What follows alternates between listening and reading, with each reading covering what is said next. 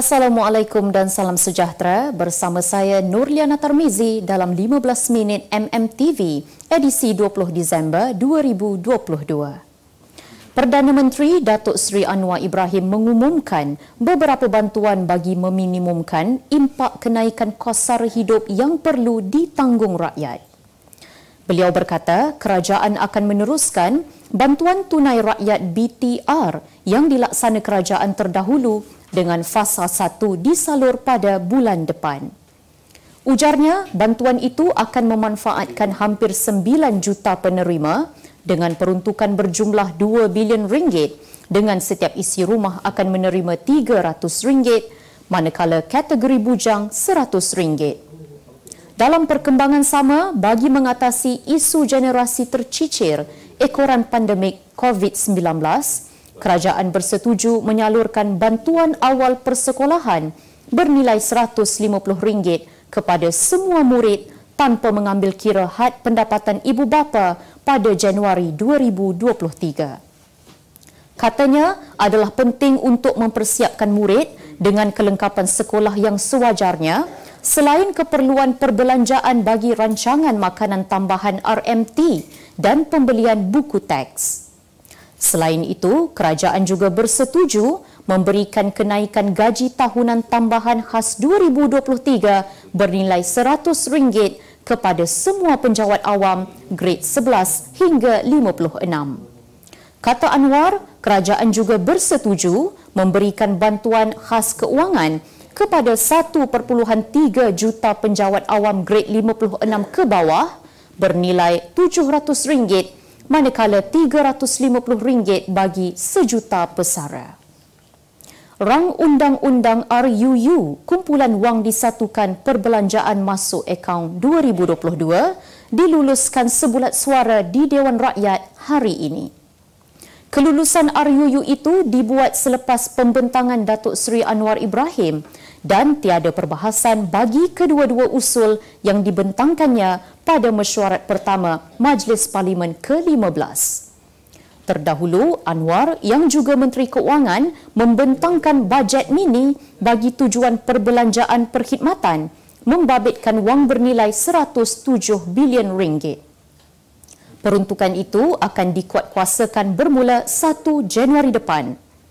Ketika membentangkan RUU itu dan usul anggaran perbelanjaan pembangunan sementara 2023, Anwar berkata tanpa kelulusan bajet sementara tersebut, kerajaan tidak dapat berfungsi, terutama dalam perkhidmatan asas seperti bekalan ubat di hospital, pemberian makanan di sekolah, bantuan kebajikan serta pelbagai bantuan lain juga tidak dapat disediakan. Dalam perkembangan berbeza, beliau akan membentangkan semula bajet 2023 pada Februari depan. Datuk Seri Khairuddin Abu Hassan telah meletak jawatan sebagai Ketua Pejuang Wilayah Persekutuan dan membubarkan Majlis Pimpinan Negeri MPN parti itu. Katanya, perjuangannya bersama parti itu kini tidak lagi relevan memandangkan pejuang telah menerima peletakan jawatan pengerusinya, Tun Dr. Mahathir Mohamad. Ulasnya juga, Tun Dr. Mahathir Mohamad sentiasa kekal berprinsip dan tidak pernah menipu dalam mana-mana perjuangan untuk menegakkan kebenaran demi bangsa, negara mahupun agama. Tanpa membuat huraian lanjut, Khairuddin juga berkata dia telah hilang keyakinan terhadap kepimpinan Presiden parti itu, Datuk Seri Mukris Tun Mahathir. Terdahulu, pejuang dan rakan gabungannya, Parti Gerakan Tanah Air GTA, kalah teruk dalam pilihan raya umum ke-15. Kesemua calon mereka kecundang, malah Tun Mahathir dan Mukris turut hilang wang pertaruhan di kawasan parlimen yang ditandingi. Sebanyak 26 jalan termasuk laluan Kota Baru ke Kuala Terengganu ditutup kepada semua lalu lintas selepas ditelenggami air berikutan hujan lebat sejak kemarin.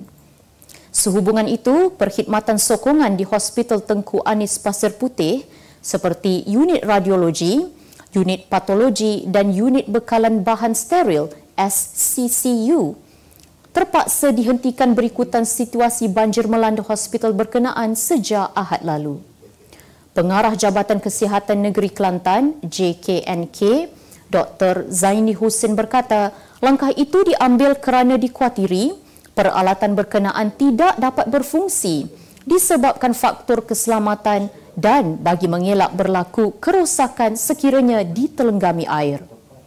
Sementara itu, mangsa banjir di Terengganu, Kelantan dan Pahang terus mencatatkan peningkatan malam ini berbanding petang tadi, manakala di Johor menunjukkan sedikit penurunan dan tiada perubahan berjumlah mangsa di Perak. Pengarah Bahagian Keselamatan Kebakaran Jabatan Bomba dan Penyelamat Malaysia, JBPM, Datuk Ahmad Izram Osman berkata, keadaan muka bumi besut yang berbukit menambah kesukaran kepada pasukan keselamatan untuk ke kawasan tertentu, khususnya kampung-kampung di pedalaman. Bagaimanapun, beliau berkata terdapat cabaran besar yang dihadapi JBPM, termasuklah berdepan dengan mangsa yang enggan berpindah walaupun kawasan atau kediaman mereka telah dinaiki air.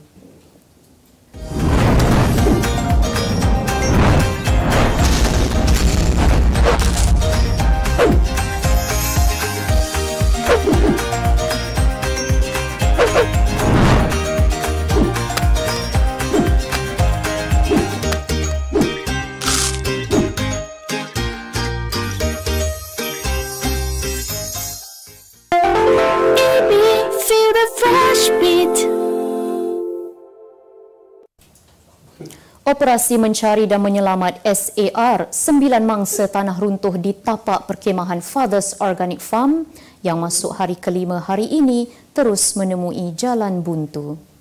Ketua Polis Daerah Hulu Selangor, Superintendent Sufian Abdullah berkata, operasi SAR diteruskan bermula jam 8 pagi tadi selepas dihentikan sekitar jam 12.30 semalam. Menurutnya, semalam pasukan penyelamat menemui 5 titik yang dipercayai kedudukan mangsa namun tiada perkembangan positif selepas penggalian dilakukan di lokasi berkenaan. Sementara itu, penolong pengarah operasi Jabatan Bomba dan Penyelamat Malaysia JBPM Selangor, Hafizam Muhammad Nur berkata, seramai 28 anggota bomba dan tentera ditugaskan untuk meneruskan pencarian di sektor C dan kawasan aliran sungai. Seorang lelaki mengaku tidak bersalah di Mahkamah Magistrate Melaka hari ini atas pertuduhan menampar muka ibu kandung serta mencederakan anak saudaranya dan mengugut ingin menoreh muka adik perempuannya. Tertuduh Muhammad Saufian Abu Nur, 41 tahun, merupakan seorang penganggur, membuat pengakuan itu sebaik sahaja 3 pertuduhan dibacakan Jurubahasa Mahkamah di hadapan Magistrate Syarda Shinha Muhammad Sulaiman. Berdasarkan kertas pertuduhan, tertuduh didakwa dengan sengaja menyebabkan kecederaan kepada ibu kandungnya yang berusia 69 tahun dengan cara menampar muka mangsa berkali-kali dan menyebabkan kecederaan kepada anak saudaranya berumur 10 tahun dengan cara menampar pipi serta menarik rambut mangsa. Tertuduh didakwa mengikut Seksyen 506 Kanun Keseksaan yang memperuntukkan hukuman penjara 7 tahun dengan denda atau kedua-duanya sekali.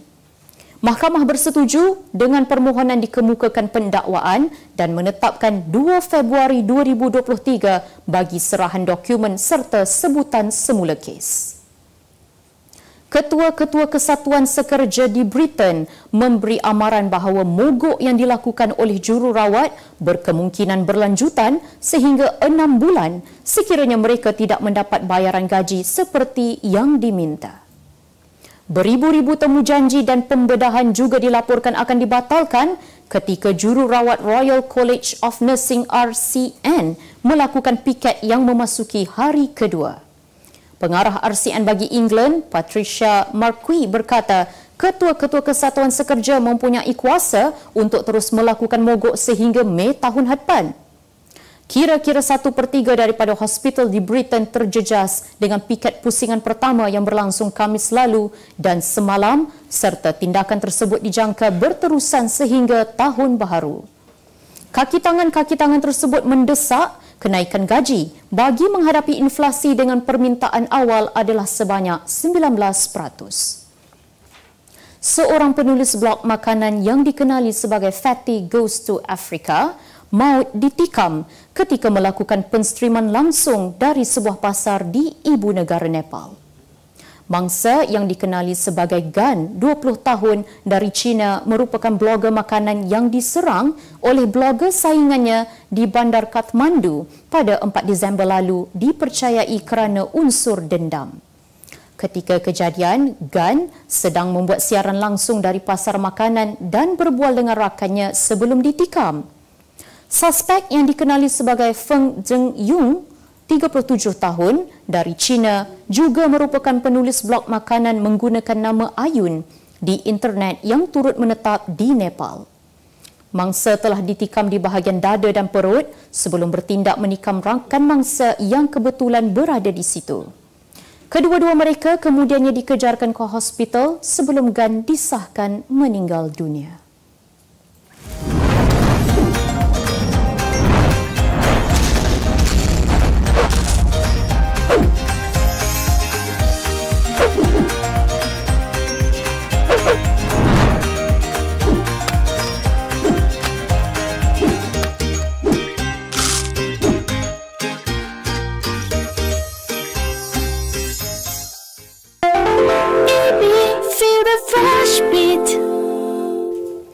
Jumlah dagangan negara berkembang 15.6% kepada 238.2 bilion ringgit pada November lalu daripada 206.1 bilion ringgit tempoh sama tahun sebelumnya.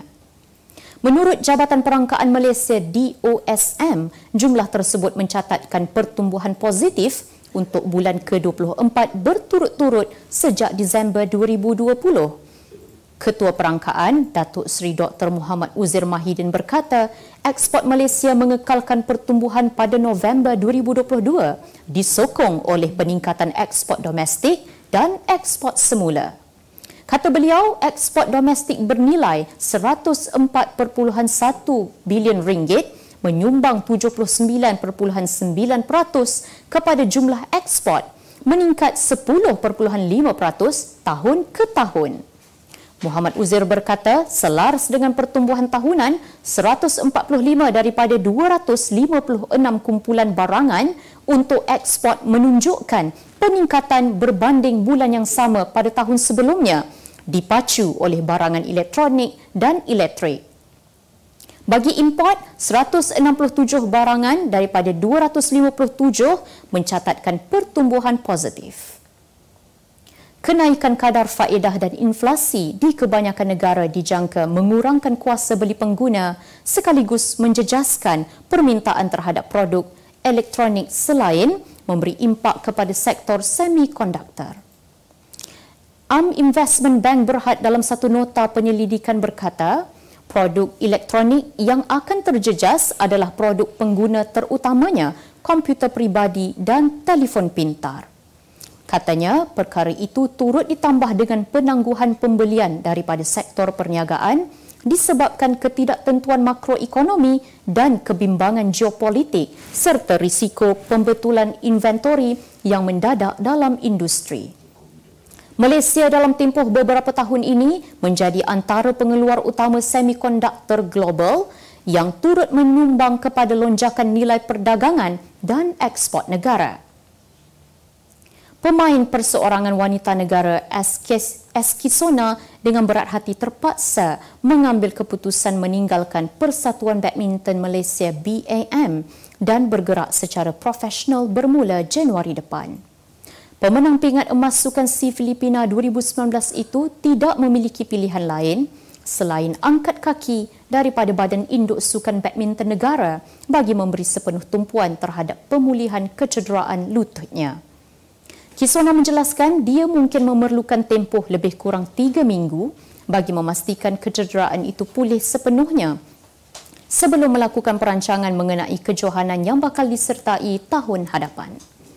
Tambah Kisona, apabila bergerak secara profesional, dia akan memiliki masa yang lebih fleksibel sekaligus memudahkannya untuk menyusun jadual kejohanan seiring dengan tempoh pemulihan kecederaan lutut.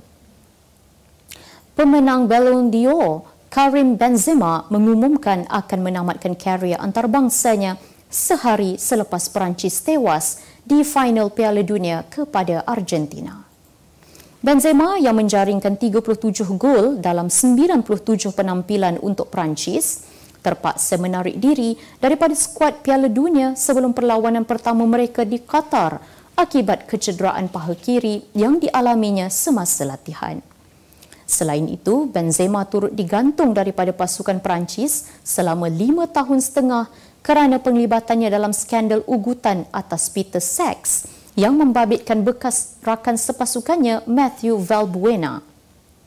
Benzema yang memulakan penampilan pertamanya pada Mac 2007 berdepan Austria tidak pernah merasai kegemilangan bersama Perancis kecuali Liga Negara-Negara pada 2021 kerana jurulatih Perancis, Deschamps, dikatakan bersifat perkauman setelah tidak menyenaraikan namanya. Sebagai penutup 15 minit MMTV hari ini, saksikan laporan cuaca esok Rabu 21 Disember 2022. Jangan lupa dapatkan akhbar utusan Malaysia dan Kosmo untuk berita-berita terkini dan menyeluruh. Assalamualaikum dan salam sejahtera. Sekian sahaja daripada saya, Nurliana Tarmizi. Salam sejahtera dan jumpa lagi.